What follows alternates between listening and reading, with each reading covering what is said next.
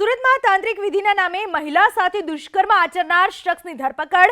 અહેમદ નૂર પઠાણ નામના શખ્સે ડિંડોલીમાં રહેતી મહિલાને તાંત્રિક વિધિના નામે ફસાવી અને લાલચ આપી કે ઘરમાં લક્ષ્મીજી પધારશે, રૂપિયાનો વરસાદ થશે।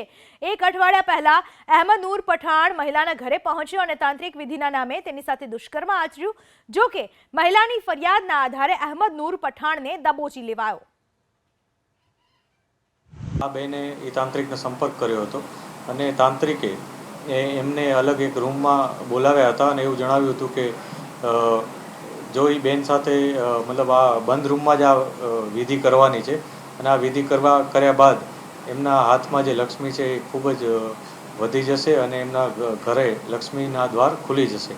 આ પ્રકારની વાતો કરી અને તાંત્રિકે તેમને ભોળવ્યા હતા અને એમને અત્તરને એવું છાંટ્યું હતું આસપાસ અને એને દુષ્કર્મ કર્યું હતું। ત્યારબાદ તેમણે પોલીસ સ્ટેશન આવીને આ અંગે ફરિયાદ નોંધાવી હતી। પોલીસે ખૂબ જ ટૂંકા ગાળામાં આરોપીની ધરપકડ કરેલ છે।